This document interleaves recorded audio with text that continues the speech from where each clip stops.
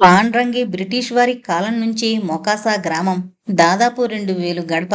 స్వతంత్ర సమరయోధుడు అల్లూరి సీతారామరాజు మాతామహుల గ్రామం. సీతారామరాజు అక్కడే జన్మించాడు. ఆ రోజుల్లో ఇనాం కింద పాండ్రంగి క్షత్రులకిచ్చారు. సాగి సీతారామరాజు గారి దివాన్గిరిలో మాటది. 1961 దాకా ఇది ప్రభుత్వం ఆధీనం కాకుండా ఆపారు. 1974లో సెటిల్మెంట్ అయింది. ఏనుగుపాలెం, సామయ్య వలస, మునివానిపేట, పూరపల్లి, బర్లపేట ఈ 5 గ్రామాలలో 1000 గడప ఒక ప్రాంతమైంది. గ్రామం ముందు నుంచి వచ్చిన వారికి పాద ప్రక్షాళనం చేస్తున్నట్టు గోస్తాని నది.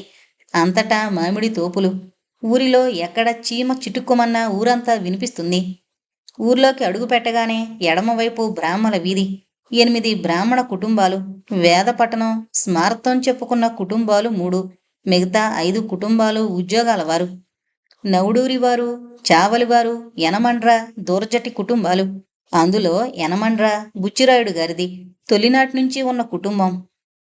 వీధిలో నడుస్తున్న పరిసరాల బ్రాహ్మణ్యం కొట్టొచ్చినట్టు తెలుస్తుంటుంది. సుభద్రాచార్యుల వారిని ఊరి పెద్దలు గోస్తాని వరకు వచ్చి పూర్ణ కుంభంతో ఆహ్వానం పలికారు. ముత్తైదువులు అయ్యవారికి పాద ప్రక్షాళనం చేసి సన్నాయి మేళం ముందు నడవగా బ్రాహ్మణ వీధికి నడిపించుకునొచ్చారు. అలనాడు దేశంలో దుర్భిక్షం ముదురుతున్నదంటే ఓ మహానుభావుడి కాలు ఆ దేశంలో మోపితే ఆ దోషం పోతుందని ఋష్యశృంగ మహర్షిని ప్రార్థించి తెచ్చుకున్న సంస్కృతి ఇంకా చచ్చిపోలేదు. ఓ మహానుభావుడి ఆగమనం వ్యవస్థకు మేలు చేస్తుందని నమ్మే చిన్న సమాజం ఆ మూలన ఇంకా ఉంది. వార్ధక్యంలో ఉన్న ఒక్క వ్యక్తి జీవితం అంత కష్టం కానక్కర్లేదు. కానీ సుభద్రాచార్యులు వంటి ఆచార పరాయణులకు అవి గడ్డు రోజులు. అందున సహధర్మచారిణి దూరమై కన్నవారు కలిసిరాక మనసు గాయపడిన దశది. ఎవరు చెప్పినా వినకుండా తన వంట తనే చేసుకుని జీవనం ప్రారంభించారు. అంతకన్నా సహకరించే మార్గం ఆ గ్రామీణులకు కనిపించలేదు. వారు ఊళ్ళో ఉండడమే 10,000. బుల్లిరాజుగారు మధ్యాహ్నం 2 గంటలకు నిద్రలేచి పద్మనాభం నుంచి బండి కట్టించుకుని పాండ్రంగ్ వస్తారు. 10 మంది పెద్దలు కోడలిలో మర్రిచెట్టు గట్టుమీద చేరతారు. ఆచార్యుల వారు వస్తారు. ఆ రోజు వారేం మాట్లాడితే అదే మహాప్రసాదంగా స్వీకరిస్తారు. మళ్ళీ 5 గంటలకు తిరుగు ప్రయాణం.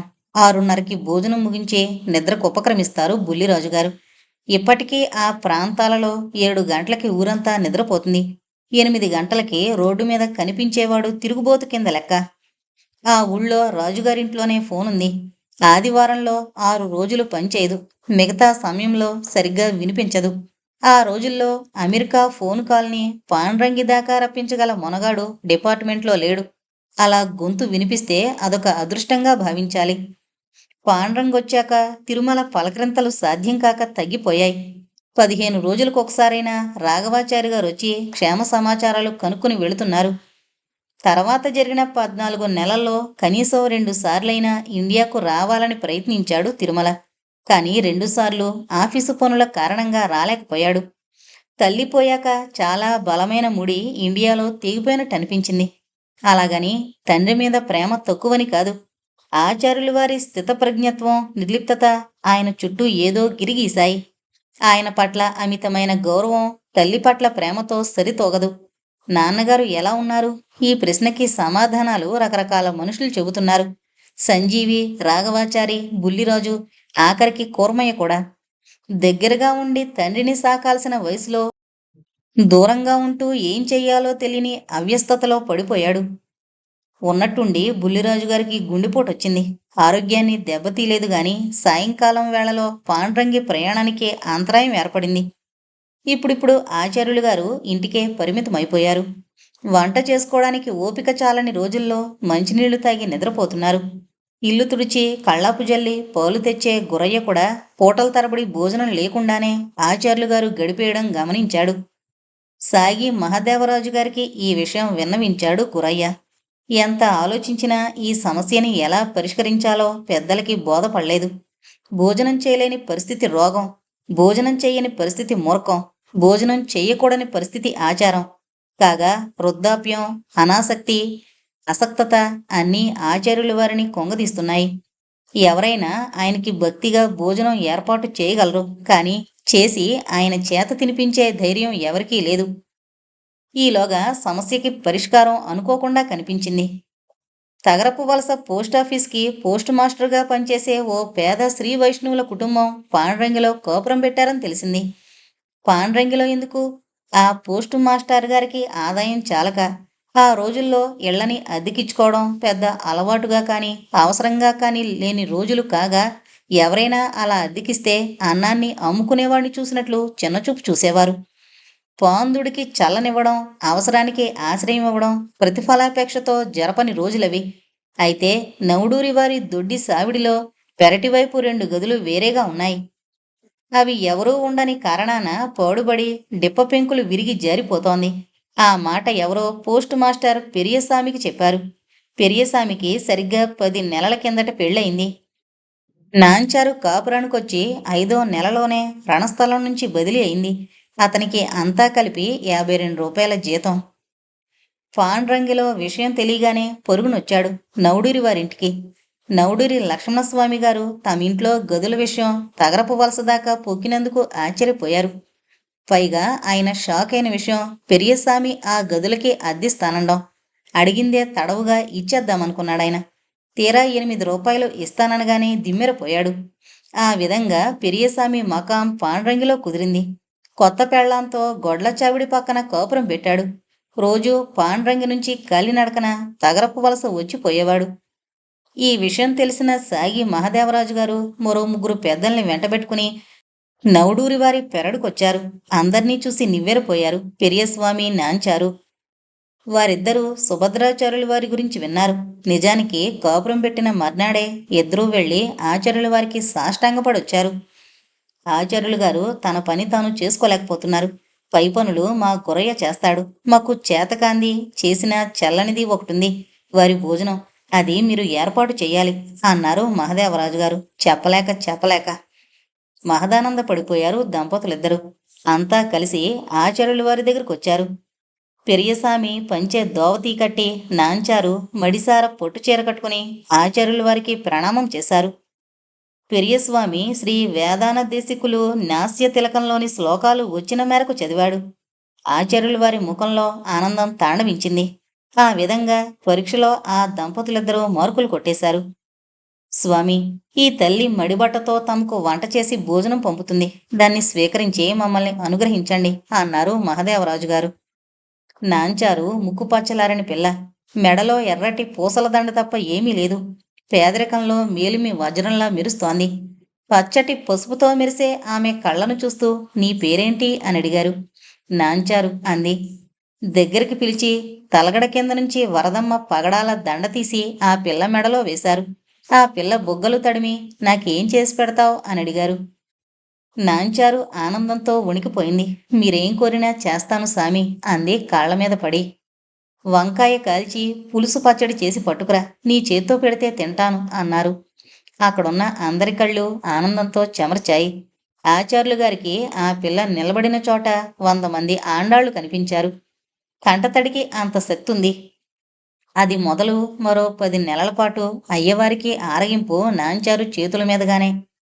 ఉదయమే సూర్యోదయానికి పూర్వం ఆచార్యులు గారింటికి పెరియస్వామి, నాంచారు వస్తారు. ఇద్దరూ స్నానం చేస్తారు. పెరియస్వామి తిరుప్పాలాండు చదువుతాడు. 6:30 అయ్యేసరికి వంట పూర్తి చేసి ఇద్దరూ సెలవు తీసుకుంటారు.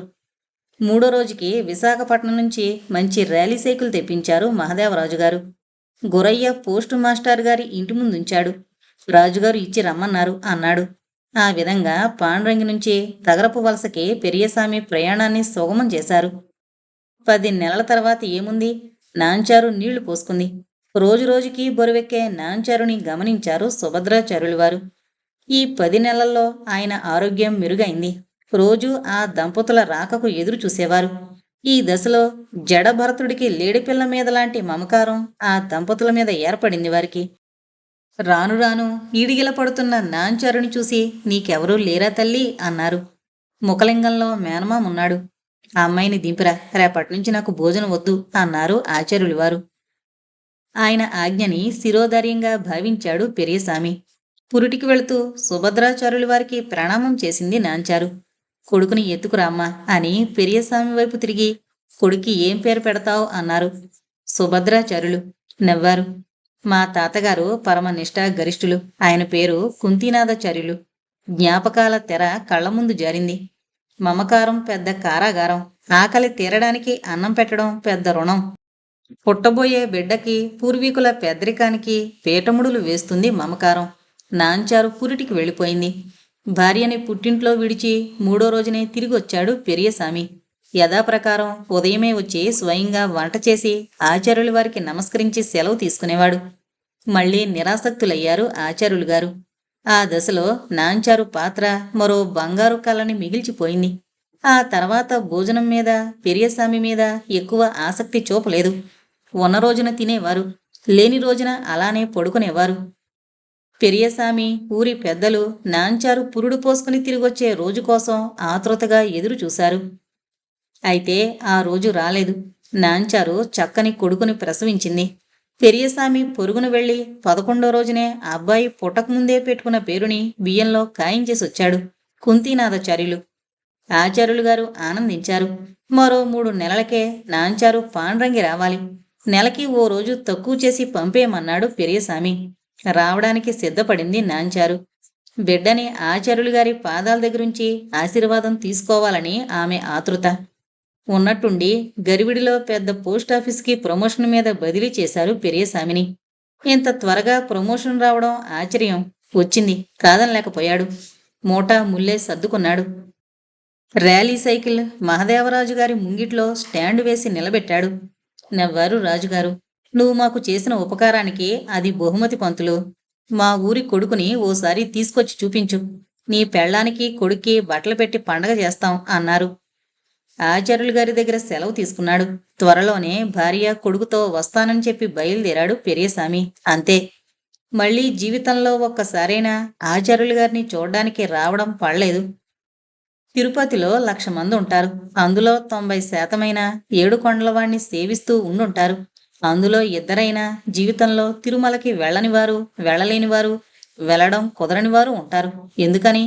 మనస్సు లేకనా? భక్తి లేకనా? అవకాశం రాకనా? ఢిల్లీ నుంచి రాలేకపోవచ్చు, కానీ తిరుపతి నుంచి తిరుమలకు వెళ్ళడం? జీవితమంతా సుభద్రాచార్యులు వారు ఆ దంపతులకు జ్ఞాపకం వస్తూనే ఉన్నారు. కొడుకుని కుంతి అని పిలుచుకుంటున్నారు కనుక. కానీ 200 మైళ్ల ప్రయాణాన్ని రాబోయే 2 ఏళ్లలో చేయలేకపోయారు. 2 ఏళ్ల తర్వాత ఆ అవకాశం దానంతట అదే చేజారిపోయింది. అది దైవికం, అంతే. అంతకన్నా మరో కారణం కనిపించదు. సుభద్రాచార్యులు వారి సమస్య మళ్లీ మొదటకొచ్చింది. ఆపద్ధర్మంగా అవలంబించిన తప్పులేని శుక్రనీతి ఒకటుంది. ఒక ప్రాణాన్ని నిలబెట్టాల్సిన తరుణంలో మానవతా దృక్పథంతో ఆ సమస్యని పరిష్కరించినా తప్పులేదు. ఆచారాన్ని ఆ మాత్రం వెనక్కి నెట్టచ్చు. పాండ్రంగిలో ఎవరైనా లేక అందరూ ఆనందంగా ఆచార్యుల వారికి ఆ మాత్రం ఆహారాన్ని సమకూర్చగలరు. ఆచార్యులు వారు ఇప్పుడిప్పుడు ఎక్కువసేపు మగతలో ఉంటున్నారు. మాట కూడా బలహీనమైపోయింది. క్రమంగా శరీరం ఆరుచుకుపోతోంది. జీవలక్షణాన్ని కోల్పోయిన చెట్టు క్రమంగా ఎండుకొచ్చినట్టు ఆ కట్టె ఆరుచుకుపోతోంది. ఇప్పట్లో కావలసిన ఆహారం కూడా అంతంత మాత్రం. ఒక జీవితకాలం అలవాటుని పేదాలు పదే పదే వల్లెవేస్తున్నాయి. శ్రీమన్నారాయణుడు ఆయన పేదాల మీద అనునిత్యం కొలువు తీరాడు. అబ్బాయితో మాట్లాడతారా ఆచార్యులు గారు అని అడిగారు మహదేవరాజు గారు. తల అడ్డంగా తిప్పారు. కొడుకు దగ్గరికి పంపించమంటారా? నవ్వారు ఆచార్యులు గారు. బాబుగారిని పిలిపించమంటారా? మళ్లీ తల అడ్డంగా తిప్పారు. ఏమైనా బుల్లిరాజు గారు తిరుమలతో ఓసారి మాట్లాడారు. స్టాక్ హోంలో కొత్త ప్లాంటు ప్రారంభానికి ఎక్కువగా ఆ దేశానికి వెళ్ళొస్తున్నాడు తిరుమల. ఆయన ఫోన్ నెంబర్లు, అడ్రస్సు అన్నీ మారిపోయాయి. నాన్నగారు బాగున్నారా? ఆతృతగా అడిగాడు. భూగోళానికి అటుపక్కున్న వ్యక్తికి ఎప్పుడూ ఈ ప్రశ్నకి సమాధానం అబద్ధమే అవుతుంది. నన్నిప్పుడు రమ్మంటారా?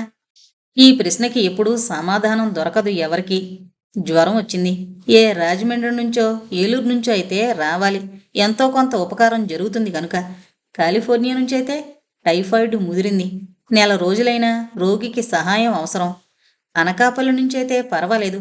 ఆమ్స్టర్ డ్యామ్ నుంచైతే రోగం వచ్చిన వెంటనే ఎవరు రాగలరు? నెల రోజుల సెలవుకి 10 నెలల నుంచి ఏర్పాట్లు ప్రారంభించాలి. పక్షవాతం వచ్చింది, అయినా ప్రాణం ఉంది. మనిషి బాగున్నట్ట, బాగోలేనట్ట. చికాగో నుంచి కొడుకు రావాలా? వచ్చి ఏం చేస్తాడు? ఇక్కడ డాక్టర్లున్నారు కదా, ఏదో చికిత్స జరుగుతోంది కదా. మమకారం బాధ్యతగా తర్జుమా అయ్యి దూరం ప్రతిబంధకమయ్యి రాలేని నిస్సహాయత 40 టెలిఫోన్ కాల్స్గా మారి ఉపశమిస్తుంది. ఈలోగా రోగి బాగుపడితే నిట్టూర్పు, రోగం జయిస్తే నిర్వేదం. పితృరుణానికి పిట్స్బర్గ్లో ఉద్యోగానికి చుక్కెదురు. ఏదో ఒకటే దక్కుతుంది. పితృరుణం తీర్చుకోలేకపోయినా తల్లిదండ్రులు సెలవు తీసుకుంటారు. ముగియబోయే 2 జీవితాల కోసం ముందు తరాల అవకాశాన్ని పణంగా పెట్టాలా? అది మనిషిని బట్టి ఉంటుంది. ఆయా వ్యక్తుల విలువల్ని బట్టి ఉంటుంది. పేదరికంలో చార్లీ చాప్లిన్ తన తల్లికి కప్పు టీ ఇవ్వలేకపోయాడు. మతి చెలించి స్థిమితాన్ని కోల్పోయిన తల్లికి ప్రపంచంలో ఎవరూ ఇవ్వలేని ఖరీదైన నర్సింగ్ హోంలో చికిత్స చేయించాడు. ఆమె పోయాక దురదృష్టవంతుడైన కొడుకు ఖరీదైన అంత్యక్రియలు మాత్రం చేయగలిగాడు.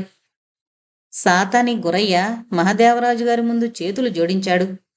అయ్యా, తమకి అభ్యంతరం లేకపోతే అయ్యవారికి నా చేతులతో వంట చేసి పెడతాను. మహాదేవరాజు గారు ఒక్క క్షణమే తటపటాయించారు. వెంటనే నిర్ణయం తీసేసుకున్నారు. మా పెరటివైపు గదిలో వంట చేయి. ఎవరు చేస్తున్నారని ఆచార్యుల వారు అడిగితే చెప్పకు. ఆ పాపం ఏదైనా ఉంటే నేను భరిస్తాను అన్నారు. ఆయన మాటల్లో పెద్దాయన్ని బతికించుకోవాలన్న తాపత్రయమే ఎక్కువగా ఉంది. అది మొదలు సాతాని గురయ్య బీడీ కాల్చడం మానేశాడు. ఆకు ఒక్క మానుకున్నాడు. ఏకరాత్రం ప్రారంభించాడు. కనీసం గంటసేపైనా తనకి చేతనైన భాషలోనే దేవుణ్ణి అర్చించాడు. నదిలో నిండారా మునిగి తడిబట్టతోనే వచ్చి నుదుట తిరుచూర్ణం దిద్దుకున్నాడు. ఆ తడిబట్టతోనే మనసులో సుభద్రాచార్యుల వారికి నమస్కారం చేసుకుని అత్తెసరు పెట్టాడు. భక్తిగా అయ్యవారి గదిలో క్యారేజీ పళ్ళెం నీళ్లు అమర్చి గుమ్మం బయట కూర్చునేవాడు. తిన్న రోజున ఆచార్యుల వారు తిన్నారు. లేని రోజున ఆ క్యారేజీని అలాగే పక్షులకి జంతువులకి పంచేవాడు. తిన్నడు మాంసాన్ని పెడితే ఆరగించి ఆశీర్వదించాడు స్వామి. శబరి ఎంగిలి పళ్ళిస్తే పరమ ప్రసాదంగా స్వీకరించి ఆమెని తరింపజేశారు స్వామి. జీవితమంతా శ్రీ రంగనాథుడికి చేసిన సేవా తత్పరతకి ఏమాత్రమూ తీసిపోని శ్రద్ధాసక్తుల్ని సాతాని గురయ్య తన కర్తవ్య నిర్వహణలో చూపించాడు. అలా 18 నెలలు సేవించాడు ఆచార్యుల వారిని. ఇన్ని నెలలు తిరుమల ఇండియాకి రావడం కుదరలేదు. నాన్నగారు బాగాలేరు బాబు. ఏమైంది? ఆ మాట కొడుకుని పరాయి వాళ్ళని అడగాలి. ప్రస్తుతం కొడుకు పరాయి వాళ్ళని అడుగుతున్నాడు. అపస్మారకంలో ఉంటున్నారు. ఆఖరి ప్రశ్న. ప్రాణానికేం ప్రమాదం లేదు కదా? ఎవరు చెప్తారు సమాధానం ఆ ప్రశ్నకి? దేవుడు తప్ప. తండ్రి బ్రతికొండడం తన బాధ్యతని మరి కొన్నాళ్లు వాయిదా వేసుకోవడానికి సాకు. ఇదిగో మరో 2 నెలల్లో వస్తాను. సమృద్ధిగా ఇండియాకు డాలర్లొచ్చాయి. విరివిగా ఫోన్లొచ్చాయి. కారణం తిరుమల చాలా బిజీగా ఉన్నాడు. ఈసారి టోక్యోలో కొత్త ప్లాంటు రెడీ అవుతోంది. సుభద్రాచార్యుల వారు లేచి కూడా కూర్చోలేకపోతున్నారు. ఆయన తలని ఒళ్ళో పెట్టుకుని చెంచాతో బార్లీ నీళ్లు పట్టాడు గురయ్య. చల్లని పోశాడు. నిమిలితాలైన కళ్ళని గురయ్య వైపు తిప్పి నిశ్శబ్దంగానే కృతజ్ఞత చెప్పుకున్నారు ఆచార్యులు గారు 100 సార్లు. పవిత్రంగా దేవతార్చనలో సాలగ్రామానికి అభిషేకం చేసినట్టు ఆచార్యులు గారి శరీరాన్ని శుభ్రం చేసి బట్ట కట్టేవాడు. మూత్రాన్ని 2 చేతులతో డబ్బా పట్టుకుని పోయించాడు. పంచెలోనే విరోచనమైపోతే శరీరాన్ని కడిగి పౌడర్ జల్లాడు. పంచెని ఉతికి ఆరేశాడు. బుల్లిరాజు గారు కూరమయ్యకి కబురు పెట్టాడు. అదాటుగా ఆండాళ్ళు కూరమయ్య పొరుగునొచ్చారు. ఎముకల గుడయి మంచానికి అంటుకుపోయిన ఆచార్యులు గారిని చూసి ఆండాళ్ళు భూరుమంది. పవిత్రంగా అతి పవిత్రంగా సాతాని గురయ్య సిద్ధం చేసిన బార్లీ జావని 2 పేదాలు చపరించడం చూసింది. నాన్న అన్న పిలుపుని ఆ 2 కళ్ళు గుర్తుపట్టాయి. పక్కన నిలబడిన కూరమయ్యని గమనించాయి. దూరం నుంచే సాష్టాంగపడ్డారు కూరమయ్య. అన్నయ్యని పిలిపించమంటారా నాన్న అంది మంచానికి ఎడంగా నిలబడి. వచ్చి వాడేం చేస్తాడు, ఇక్కడ దేవుడుండగా అన్నాయి కళ్ళు. 10 రోజులు అక్కడే ఉండి గురయ్యకి ప్రేమగా వంట చేసి పెట్టింది. అమ్మా, తమరు నా కోసం వణికిపోయాడు గురయ్య. నువ్వు మా నాన్నని సేవిస్తున్న అదృష్టవంతుడివి. నాకు అదృష్టం లేదు. కనీసం నేను నీకు చేసి పెడితే నాకు తృప్తి. కూరమయ్య 10 సార్లైనా అమెరికా ఫోన్ చేసి ఉంటాడు. ఇంటి ఫోన్కి బదులు లేదు. ఆఫీస్ ఫోన్లో అమెరికా గొంతు సమాధానం. ప్రస్తుతం జర్మనీలో ఉన్నాడు. సమాచారం అందజేస్తాం. కైకవసి, జయవాణి, రాఘవాచారి గారు అంతా వచ్చిపోతున్నారు. ఎవరూ చేయలేని పనిని యజ్ఞంలా చేసుకుపోతున్నాడు గురయ్య. ఎప్పుడైనా విచ్చుకునే ఆ పేదాలకి నీళ్ల తడిని అందిస్తున్నాడు. క్రమంగా మూత్ర పురీషాలు నిలిచిపోయాయి. ప్రాణి ముముక్షువైన ఆ లోకంతో పూర్తి రుణం తీరిపోవాలి. అంతకు మించి ఆ కట్టెకు ఈ లోకంలో ఉన్న అందరి రుణం తీరాలి. ఆఖరి క్షణాలు కాకపోయినా ఆచార్యుల వారి ఆఖరి రోజులు దగ్గరవుతున్నాయని అందరికీ అర్థమైంది.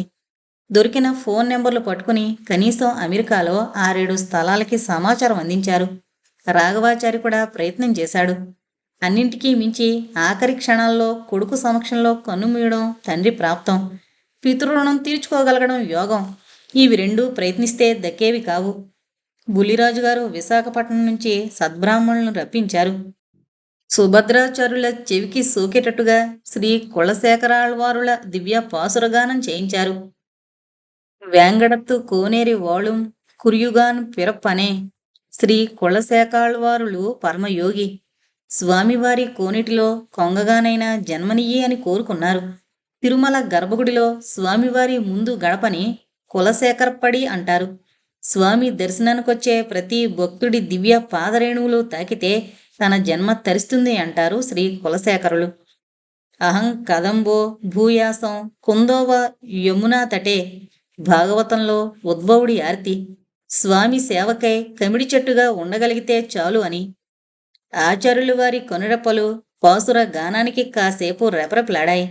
ఒక జీవితకాలం పునీతం చేసిన సంస్కారం ఆ మాత్రం చైతన్యాన్ని ఆ కట్టెలో కలిగించింది. చైత్ర శుద్ధ విధియ పరాశర భట్టార జన్మదినం, అనురాధ నక్షత్రం. ప్రదోష కాలంలో ఆచార్యుల వారి శరీరం జల్దరించింది ఒక్కసారి. గది బయట కూర్చున్న వాళ్లంతా తుళ్ళిపడ్డారు. గురయ్య పొరుగున వెళ్లి ఆచార్యులు గారి తలని ఒడిలో పెట్టుకుని ఆరిపోయిన పేదాలకు తులసి నీళ్లద్దాడు. చెమ్మ నోట్లోకి వెళ్ళిందో లేదో కాని ఆర్ద్రత ఆ ప్రాణి హృదయం వరకు విద్యుత్తులా ప్రవహించుంటుంది. జన్మనిచ్చిన కొడుకు సమక్షంలో పోని దురదృష్టం సుభద్రాచార్యుల వారికి మిగిలిపోయిందేమో కాని ఏ జన్మలోనో చేసుకున్న సుకృత ఫలంగా ఆ పుణ్యపురుషుని ఆఖరి క్షణాలకు తన ఒడిని పట్టే అదృష్టాన్నిచ్చిన ఓ సాతాని కులస్తుని చేతిలో సుభద్రాచార్యుల వారి ఆత్మ లీలా విభూతిని చేరుకుంది. దైహికమైన ఉపాధిని విడిచిపెట్టి. గురయ్య భోరుమన్నాడు. అందరి కళ్ళు అసురుపూరితాలయ్యాయి. ఆండాళ్లు గదిలోకొచ్చి తండ్రికి ప్రాణమిల్లే ముందు సాతాని గురయ్య పాదాలకి నమస్కారం చేసింది కృతజ్ఞతతో. అయ్యవారి అపరకర్మంతా పద్మనాభంలోనే జరగాలి అన్నారు బుల్లిరాజు గారు ఆవేశంగా.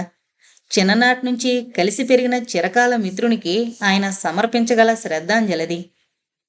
ఎప్పుడూ మోగని టెలిఫోన్ ఆ రోజు పాండ్రంగిలో మోగింది.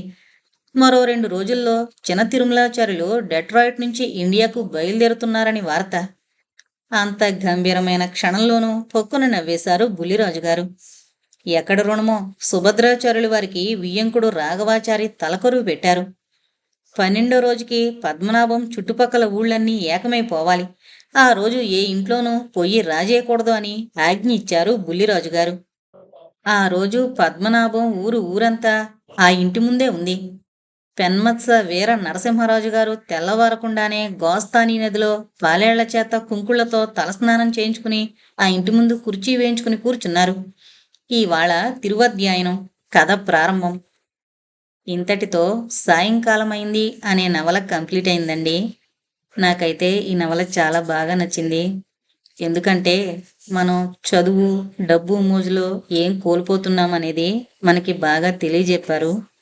అలాగని ఎక్కడ ఉన్న వాళ్ళు అక్కడే ఉండిపోమని కాదు నా ఉద్దేశం.